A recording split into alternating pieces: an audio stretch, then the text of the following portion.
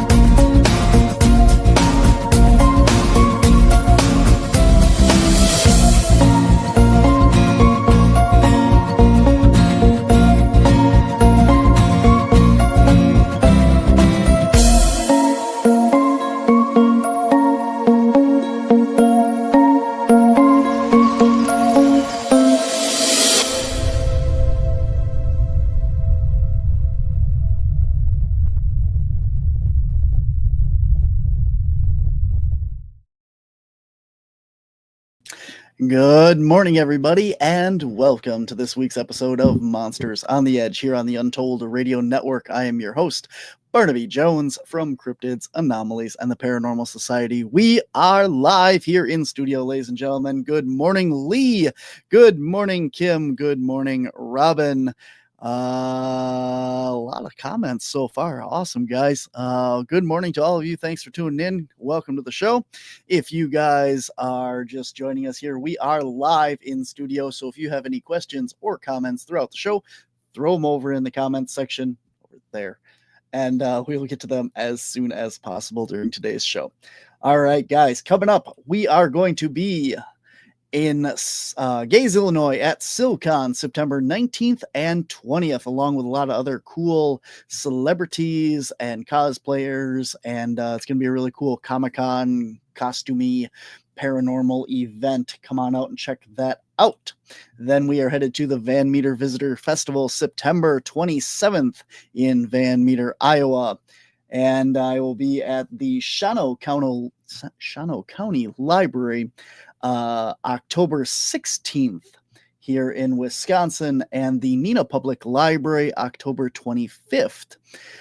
Both of these presentations are going to be exploring the paranormal. And following these presentations, we are actually going to do public investigations, paranormal investigations of the library to see if there's anything spooky going on there. Coming up next year, we are going to be in Cape Girardeau, Missouri for CapCon Missouri, and Fond du Lac, Wisconsin for CapCon Wisconsin. That's what we got coming up, guys. Hope that you guys can check it out. All right, without any further ado, we are live, and let's get to our guest.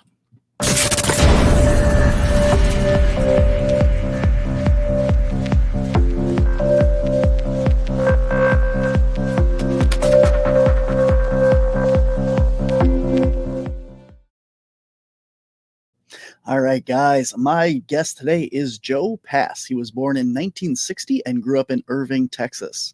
At the age of 13, he started to ride rough stock rodeos until he was 18 years old. Joe is an avid wrestling fan and loves watching wrestling at the Sportatorium in Dallas. He moved to Kemp, Texas in 1982 and met his wife in 1985. Joe has 2 kids that are now grown, and he enjoys spending time with his grandkids.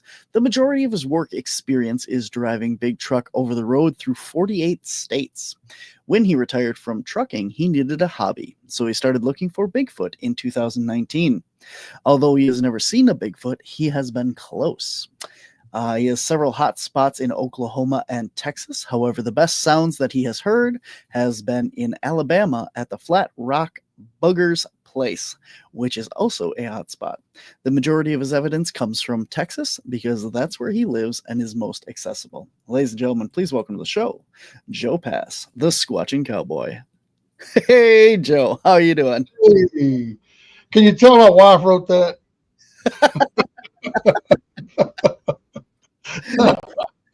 Awesome. I want to say hi. I see 2 of my friends over here, Robin and Sharon. Glad y'all made it over here. Awesome. Yes, they are in the audience today. That's cool. So I got to start off because yes, this is a Bigfoot paranormal cryptid show, but the Sportatorium is I used to do professional wrestling, and I assume that you're talking about like the old WWF and the professional wrestling of the day at the Sportatorium. It was NW, a National Wrestling Alliance, but the Sportatorium is no longer there. Oh yeah, that's right. They tore it down years ago. Oh man. So who was your favorite wrestler back in the day? So the NWA, you had like Flair and Hogan and all those guys came up out of there. The Von Erichs, man. The Von Erichs, DOS boys. I suppose that would make sense. But I loved Ric Flair. I still like Ric Flair, man. Ric Flair's woo! Awesome. Did you get a chance to see the is it WCCW, the Von Erichs wrestling back in the day? Oh, yeah. Very cool.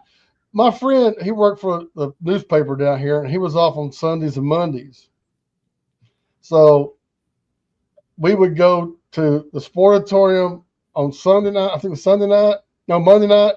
And then we'd go to Fort Worth at Will Rogers Coliseum and watch it again the next day. We wrestled in Dallas and Fort Worth. So we was going like 2 times a week, every week for years. That's awesome. That's awesome. I appreciate that. I appreciate the whole history of the sport and all that as well. So that's really cool. All right. Well, so tell us a little bit about how this whole Bigfooting thing came to be. You needed a hobby after retiring. Were you interested in Bigfoot prior to that, or was it just? Oh yeah, I remember. I didn't see the Patterson Gimlin film like till I was 14, and that was back when I was 7 when it came out, and I really didn't think much about it until I saw it, and then I thought, oh wow, man, there's one creature lives up there in Northern California, and I didn't think nothing about it. I thought it was really cool. I said, this is really cool. And then a couple of years later, I think maybe 2 years later, The Legend of Boggy Creek came out, and it was in Arkansas. And I'm like, oh wow, there's 2 of these creatures, and one's my next door neighbor. So I really didn't. I just always thought they were real, but I really didn't get into them because I was busy rodeoing and stuff like that, and I rodeoed for 4 years. Wasn't worth a darn. I won my money back once out of the 4 or 5 years I was riding, but I had fun. I mean, there's something about strapping down like a 1,500-pound bull, man. That's just amazing. And even though it's 8 seconds, it feels like 8 minutes. Everything slows down, it seems like, when you're on one. But after that, I got into, I figured there's got to be a better way to chase girls and ride rodeo. Have a 1,500 bull chasing me all the time.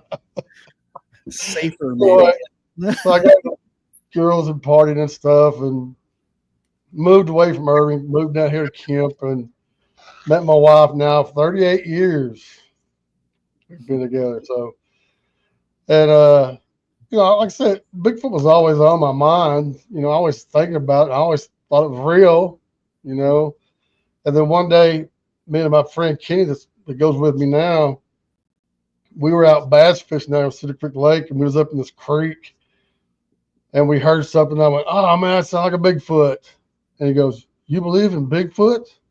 I said, "Well, "Yeah, don't you?" And he goes, "No, I never really thought about it, really."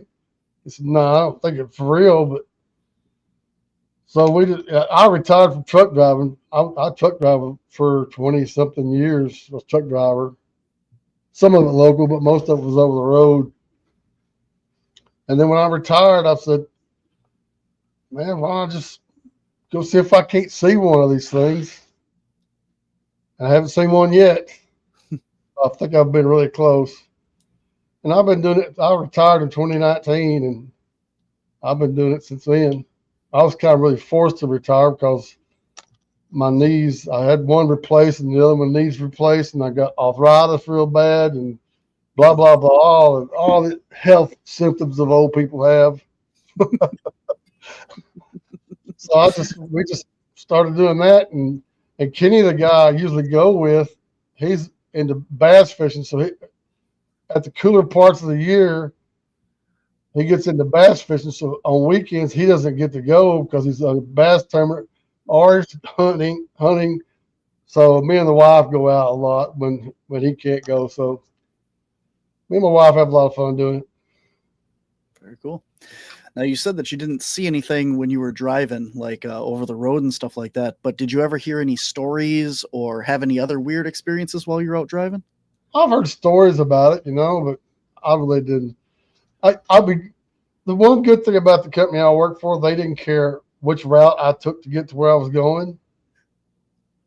As long as I left out on a Monday and got back on Friday and got my deliveries done in that week, they didn't care. So I would surely go the back roads, And there'd be a lot of times I go, "Man, it looks like a Bigfoot could live up in that place or this place, But I never did, really see one. But like I say, I always thought about it because I was like, "Man, I bet you a Bigfoot could live back in there," or it was always on my mind, but I just never really got into it like I did until I retired. And it was fun because the first time we came back from doing our Bigfoot research was in Oklahoma by Honubby, and we stayed out there for 6 days, I think it was, and didn't hear them. We didn't know what the hell we was doing. We was just camping basically, and we came back, and me and Kenny had our cowboy hats on, and my wife goes, "Oh, the Squatchin Cowboys," and my buddy goes, "No, that's not going to work because that sounds too much like Brokeback Mountain." So we're not going to go as the Squatchin Cowboys. And I said, "I kind of like it, so I'll stay with the Squatchin Cowboys." So that's how that came about. Too much like Brokeback Mountain. Mm-hmm. Yeah, I suppose.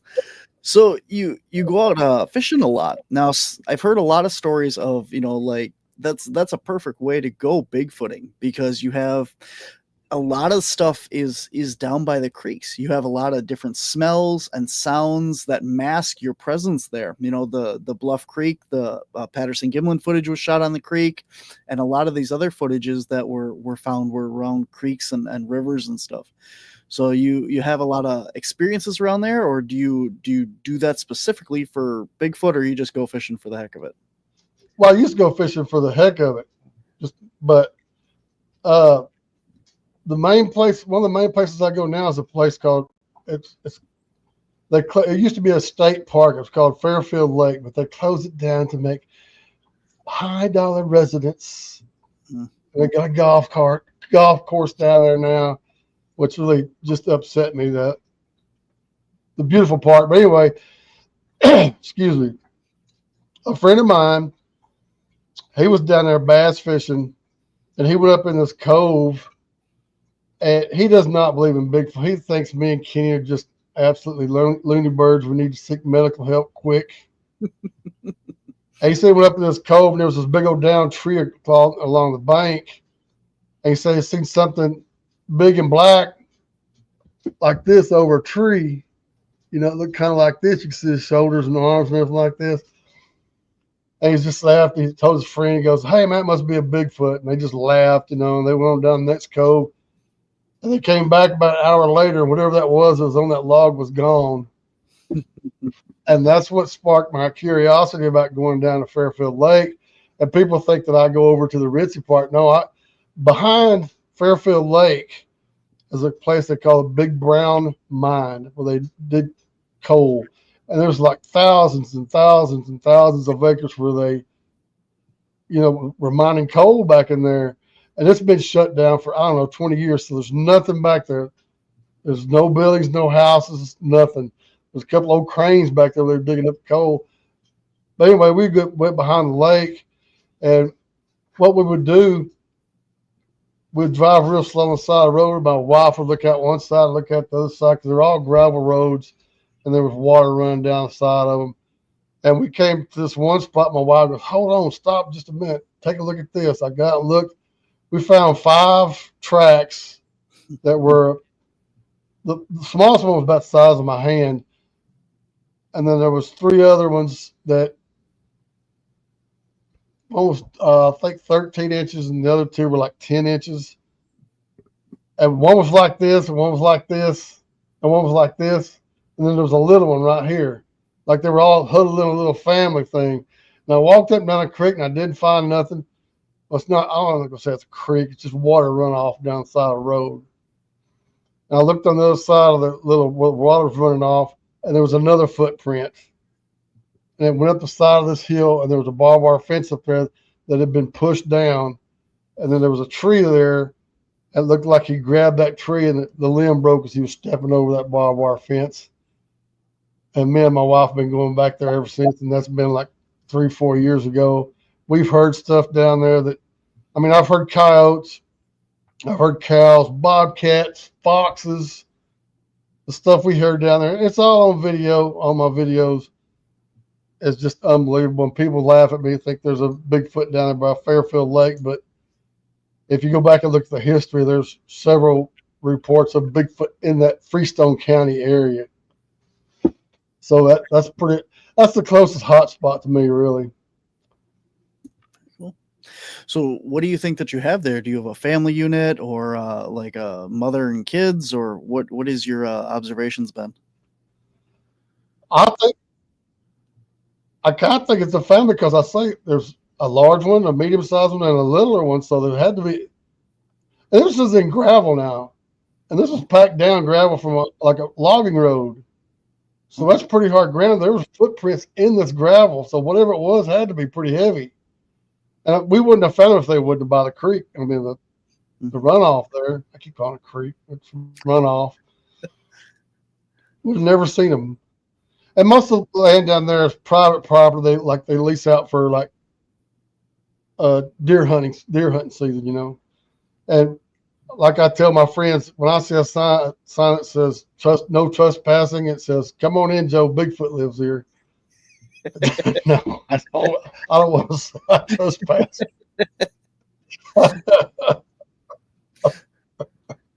You got to go with Bigfoot lives here. Come on in.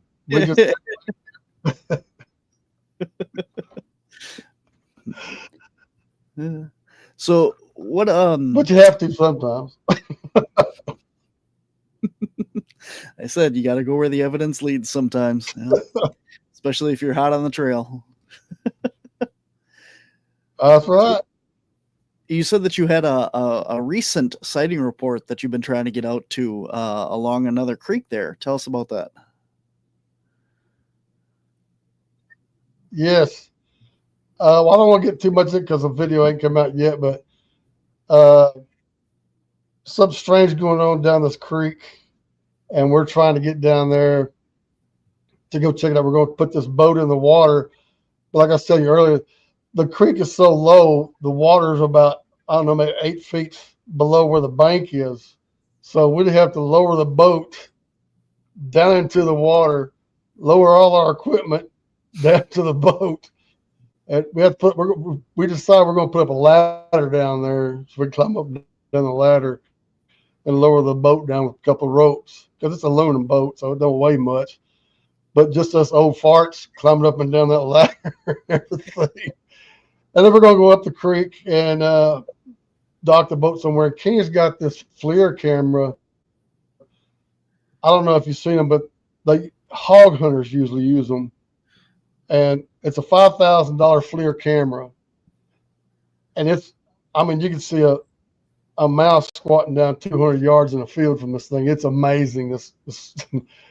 And so we're taking that out there, and I got my night vision, and we're going to walk down through these woods that nobody's been on for years in the middle of the night and see what we can find down there. And I don't know how far we're going to get because, like I say, it was a floodplain, so nobody lives there for miles and miles and miles. Well, Kenny's parents live about a quarter mile from this creek. Their property backs up to the creek.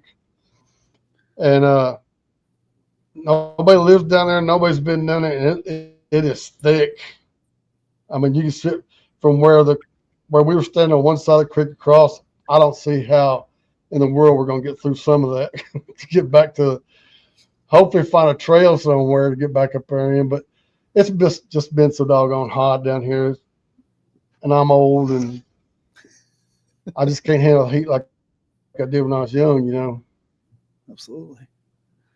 So with an 8-foot drop off in the water, it's supposed to cool off by the end of this week, and hopefully next. With a 8-foot drop off in water there, do you have enough water left in the creek there to even float your boat?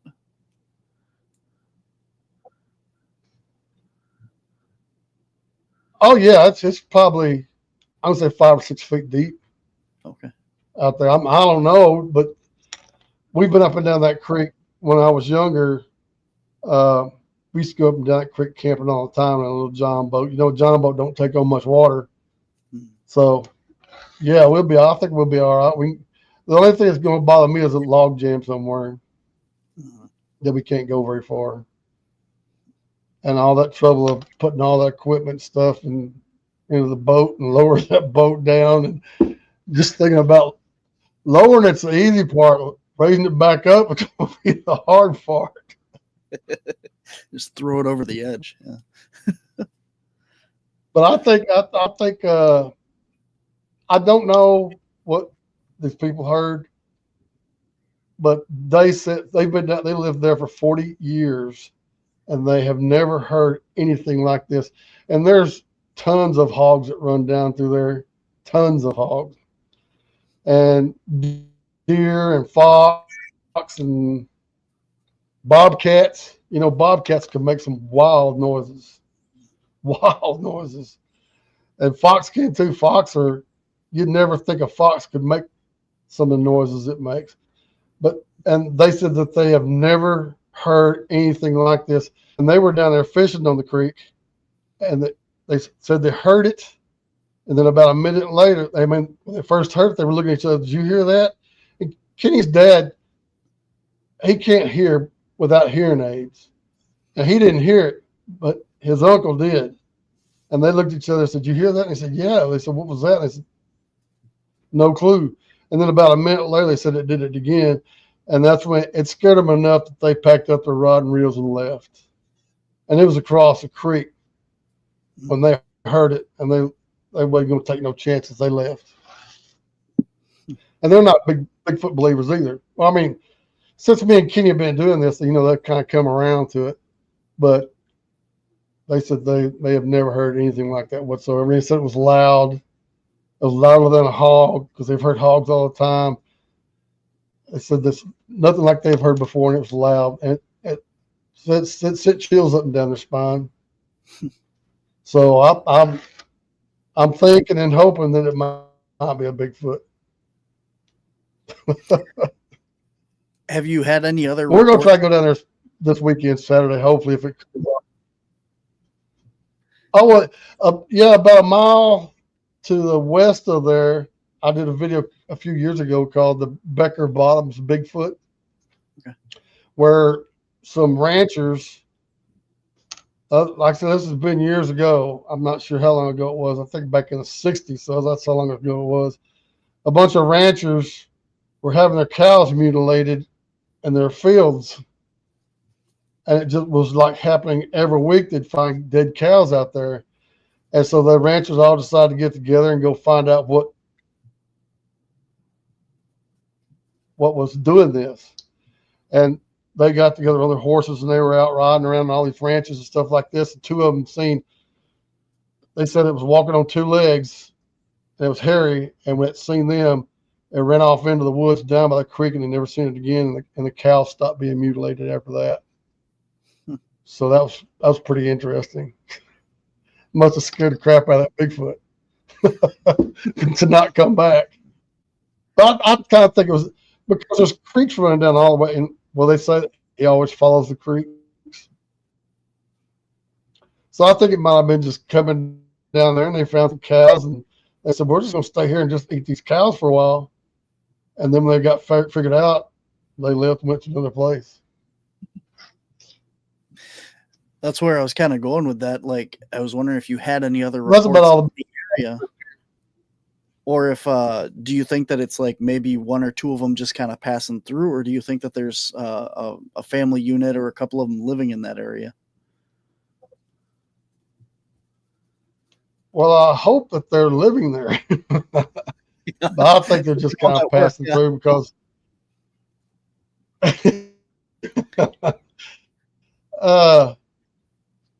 when I first moved down here, the Walmart store closed at 10 o'clock. It was a little bitty Walmart. I mean, there wasn't very many people here.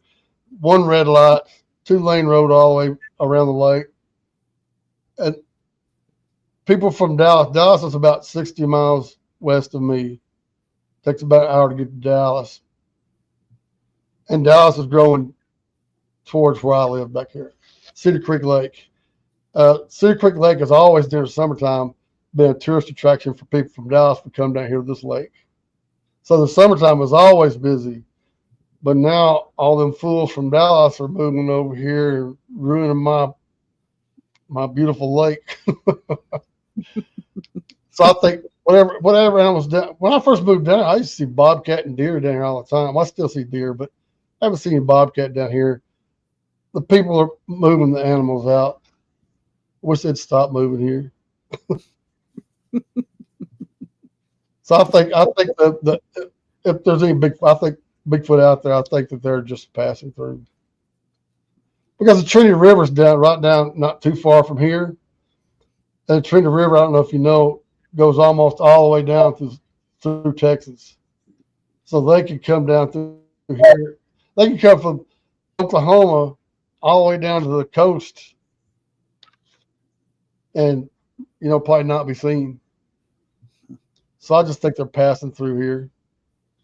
Nowadays, they might have been here back in the day, but like they say, the cattle ranchers ran off. But like I said, I really don't think there's anything down around here now. It's a shame that I have to travel 2 hours. Well, I get out of Fairfield. It takes me about an hour to get to Fairfield. But I usually go down I found tracks in Angelina National Forest down in kind of south. I can say southeast Texas. It's really east, but south of me. I found tracks down there. Found tracks in Davy Crockett National Forest. And we heard some crazy stuff in Sam Houston National Forest. And all three of those national forests are connected together all the way into the Big Thicket and then into Louisiana, Kisatchie, Louisiana. So from I-40 east, it goes all the way through the middle part of Louisiana, nothing but woods. There's plenty of room for them. I mean, they can come and go as they please. Back and forth through Texas. It's no doubt in my mind they do that too, that they come all the way. Like I say, Oklahoma, the hot spot for me too. Matter of fact, the first time I ever heard anything about related to Bigfoot, we was camping at my friend's place. He has 3,500 acres. It has 3,500 acres up there north of Tallahena, which is west of Honubi, which a lot of people call it Honobia, but it's pronounced Honubi. And the first day we was there,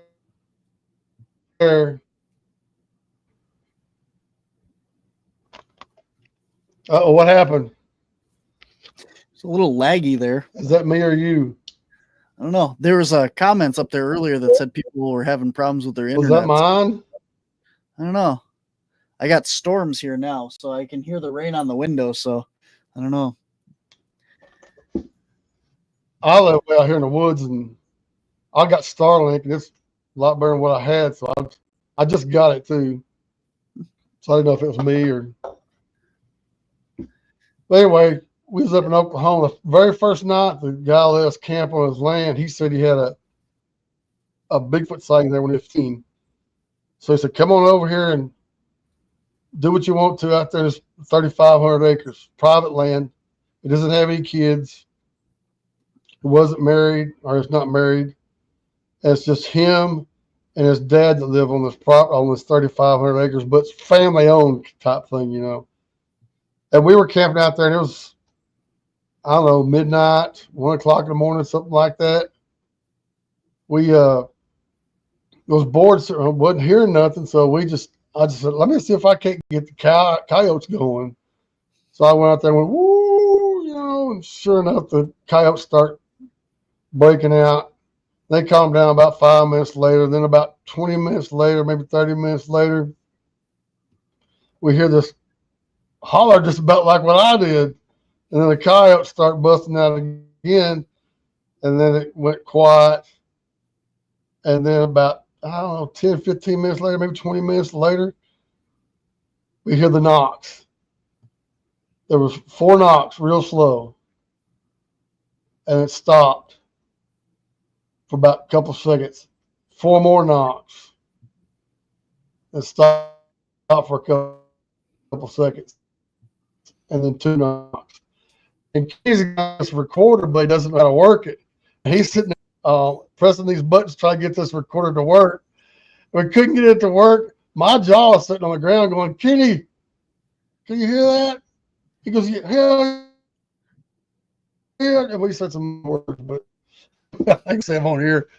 And so that was the first time I ever really heard anything. And people tell me, "Oh, it was somebody chopping wood." I said, "Chopping wood at 2 o'clock in the morning in the middle?" I mean, there's nothing around there. There's no homes or nothing around there for miles. I said, "Who in the hell's chopping wood out here at 2 o'clock in the morning?" And the next day we got up and we drove that almost. I couldn't do it all, but he let us borrow a side by side, and we drove around. There's no signs of campers, no camping or deer hunters, or wasn't no sign of nothing up in there. So that place has been pretty good to up there. Keith, my friend up there, is a fantastic dude. He didn't even know us, and he told us, he goes, "Here, take my side by side and go do what you want to on property." So I mean, he's a really cool dude. Keith Bethel up in Oklahoma. He told me that's his name, but he's just a good man. That's awesome. Well, let me ask you this about that. How many people did you have out there that night? Just me and him. Just me and Kenny. So 2. I don't go with a lot of people. I usually don't go with a lot of people. I don't know. I just like it better, just a smaller crowd, you know, just me and somebody else. Even though the most fun I've ever had squatching was with Joe Parker and Pat Harrison from over in Louisiana. We went out to Flat Rock Booger's place in Alabama, and man, just had a ball out there. And that's when my wife became a true believer at Flat Rock Booger's place. It was about, I don't know, I'm going to say 1 or 2 o'clock in the morning again, and everybody went in their tents. Well, Flat Rock went in his house. We just by Flat Rock's house. I don't know if you know Flat Rock Booger or not. He's probably got the most evidence of Bigfoot I've ever seen. and recording audio. If you want somebody on your show, get Flat Rock Booger on there. He is awesome. He's an awesome dude. But anyway, I went to sleep, and Joe Parker was over in his tent with Pat, and they went to sleep, and my wife was sitting up like reading a book or something. And all of a sudden she wakes me up. She goes, Joe, you hear that? And I'm like, just as soon as I hear it, I wake up, I can hear it. There was a creek, I'd say about maybe half. No, this is a real creek. About maybe a quarter mile from us. And there's this thing just howling.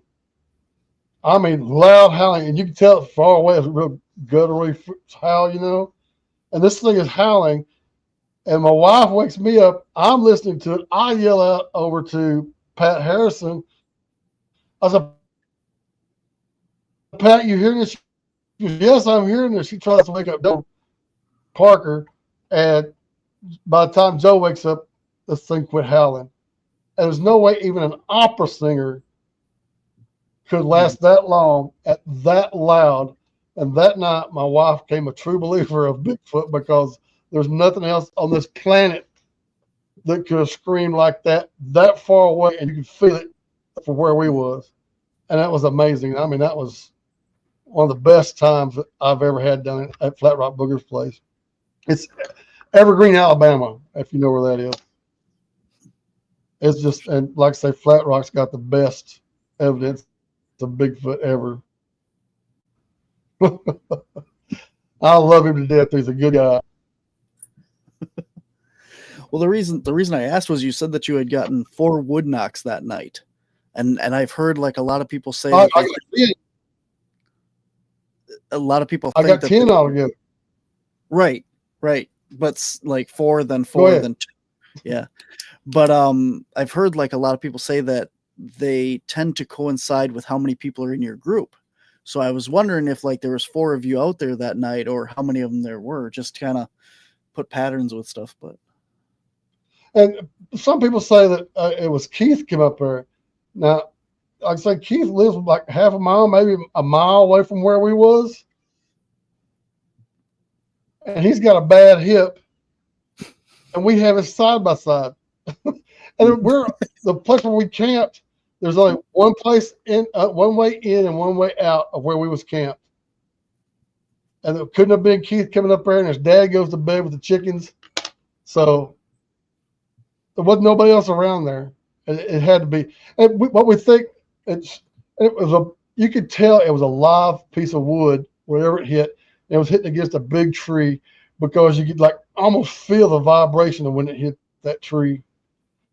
And then it seemed like it stopped, got like a better grip on the tree, feel him, and was banging on that tree again 4 times, and it stopped and got another grip, and then banged on the tree twice. And then the rest of the night we heard nothing. No frogs, birds, anything.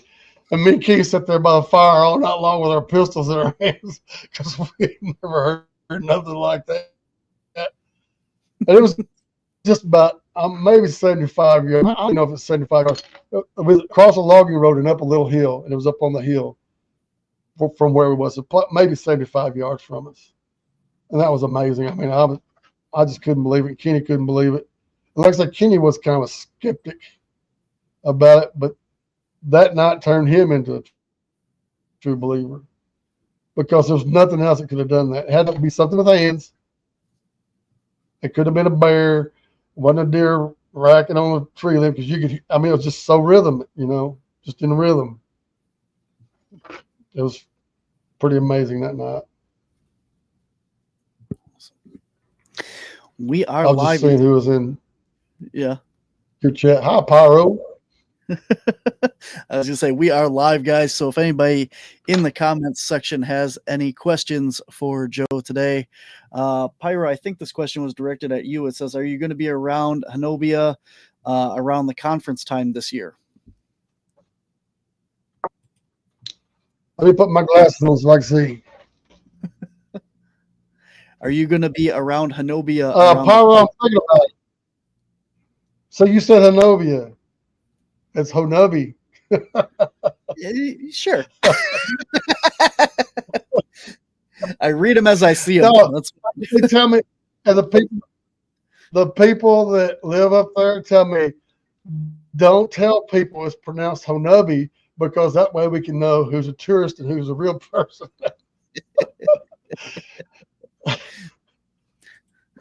Yes, Pyro, I'm planning on going up there, but I don't know if I'm going to. Probably me. If we come up there, it'll probably be me and Kenny again. And I hope to see you there. Are you going? If you're there, look me up. You know what I look like, and I know what you look like. I got to put on my reading glasses. I hate wearing glasses when I'm doing this because everything shines on my glasses. Yep. You can change the settings so your screen is black instead of white, and that helps a lot when you do a lot of the shows. So I didn't know you could do that. Yeah, you have to download a little app thing on the computer, and it does it. But yeah, interesting. All right, guys. Well, I don't do very many of these. I'm not like you have everything that you do. I just get one every now and then.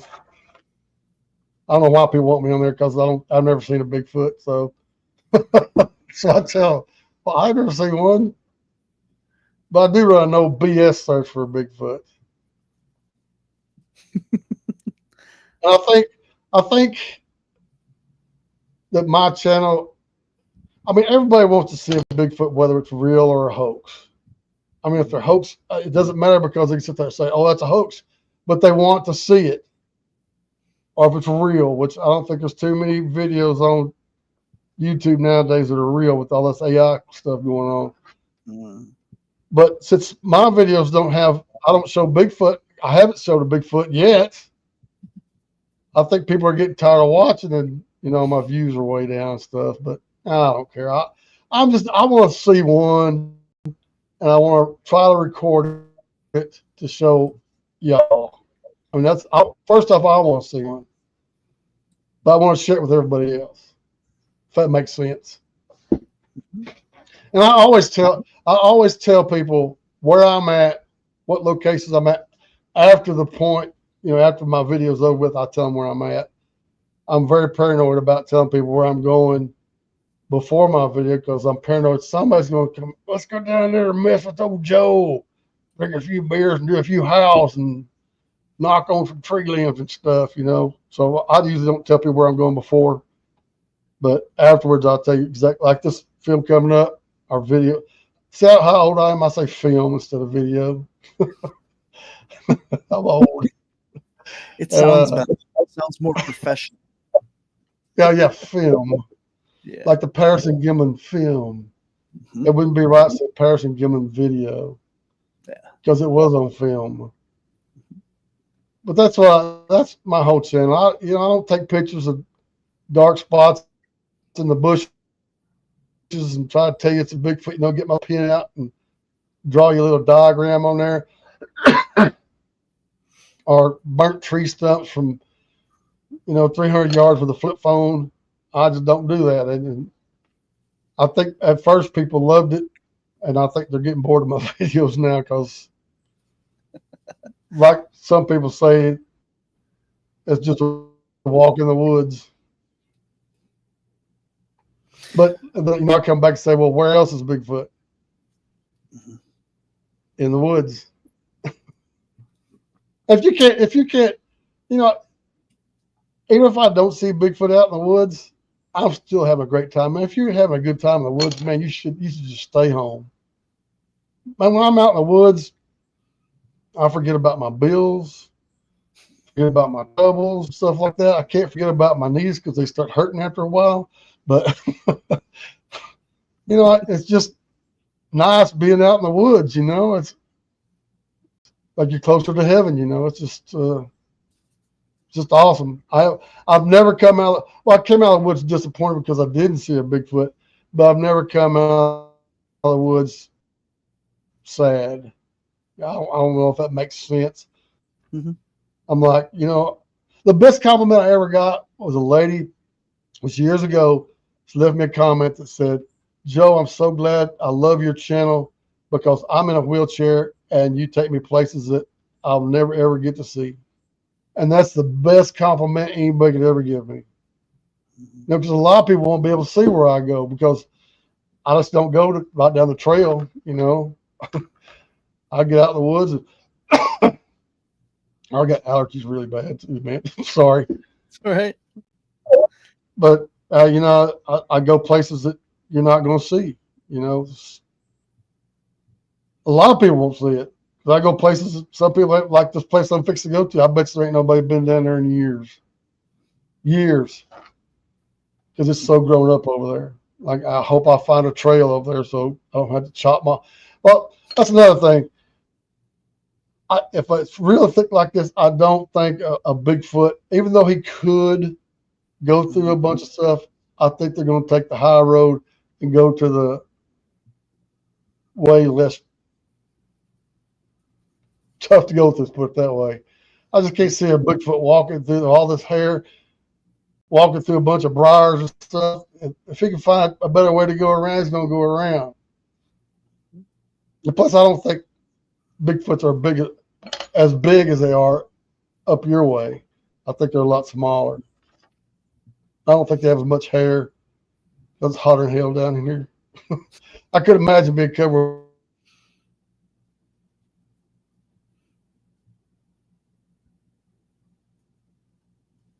We froze up again here.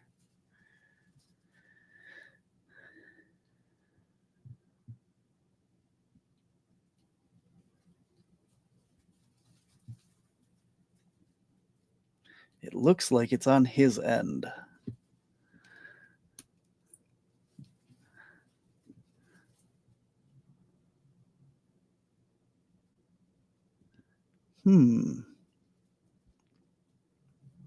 Well, hopefully we get the internet here going back. And I see some questions over here. Lee, I will answer yours real quick here. I didn't plan on dressing up for the convention. I'll probably go as myself. Lee asked, we're doing the Silicon convention and in September, and Lee says, what am I going to be wearing? Well, probably the same thing I wear to all the conventions. There we go. Joe is back here. There we go, man. Wow. That time it was you. Uh-oh. He's back, but he froze up again.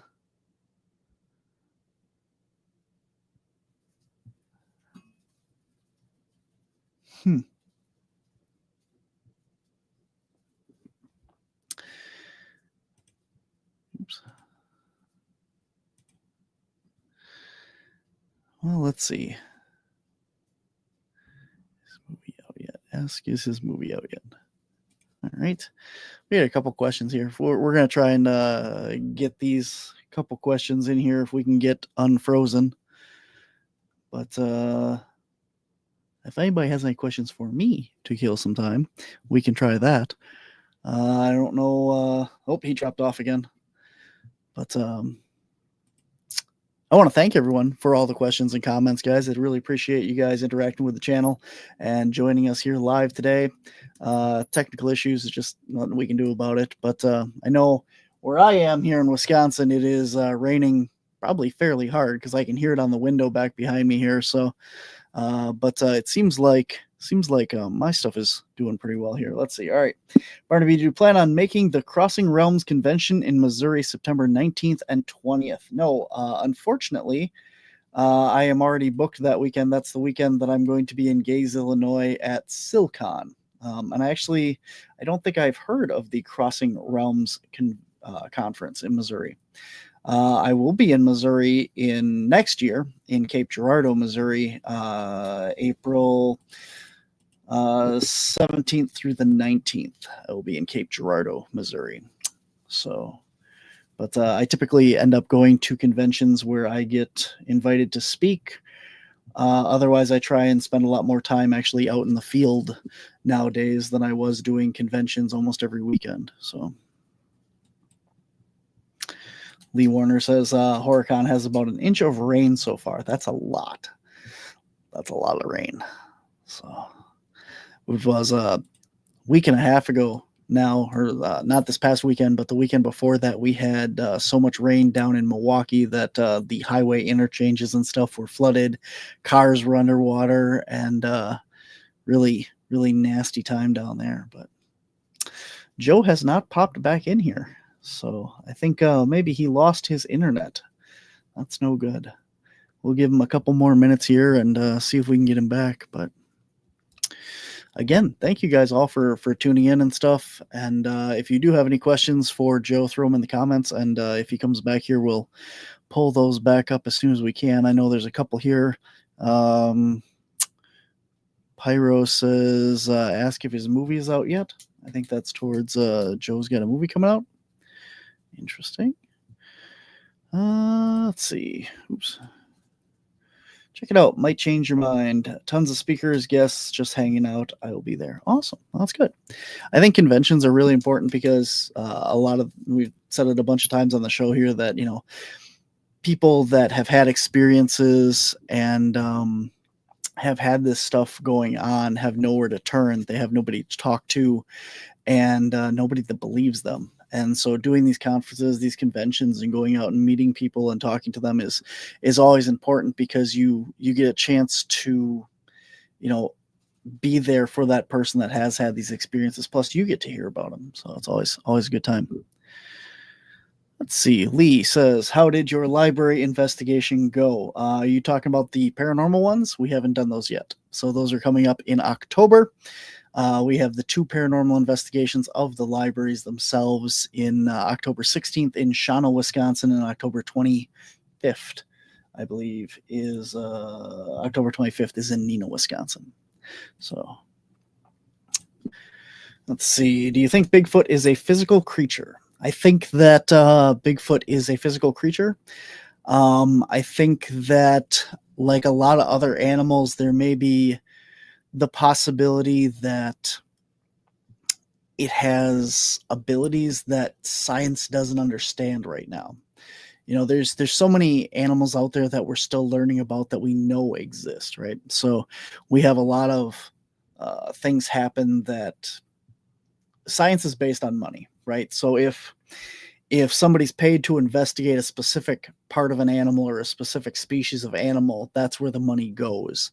And unless they stumble across these things, they don't learn everything about those animals. They don't study the animal just for the sake of studying them. And I think that, when we look at all these different kinds of animals like the platypus or, the octopus and these other weirder creatures that don't get studied as often, we find a lot of interesting things about them that would be considered paranormal or weird, but they're actually just part of the scientific realm that we didn't know existed. So I think that once we are able to scientifically prove the species of Bigfoot, that you're going to find that a lot of the things that we think are supernatural, like the cloaking or the disappearing and stuff, is just natural behaviors that a predator exhibits. So when it disappears, it's not really actually disappearing. It's just kind of going off into the woods and not necessarily cloaking, but camouflaging more. So I think that's kind of where we're going to get it. Lee says, did I see the other animals in Australia are bioluminescent? That's right. So talking about the platypus, I don't know exactly what they were trying to do with the platypus, but they stuck one of these things under black light and it glowed under black light. So then they started doing other animals that are Australian and they found out that a lot of these other animals are bioluminescent as well. And Lee shared one on my page a while ago about that as well. So I believe it's all marsupials over in Australia, or all marsupials over in Australia have found this, that they do that. So interesting. All right. Thanks, guys. I appreciate all your questions and comments as we go here. It does not look like Joe's coming back this time. So awesome. Well, Joe has, I will try and do some recap here for you. You can go on over to youtube.com and check out his YouTube channel, The Squatchin Cowboy.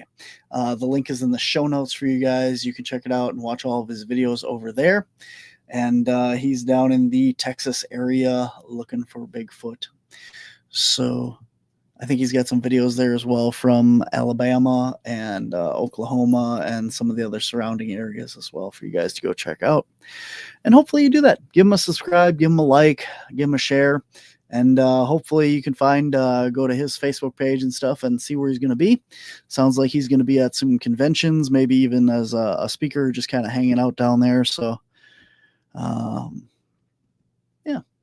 hope that he enjoyed today's episode and learned something. And yeah,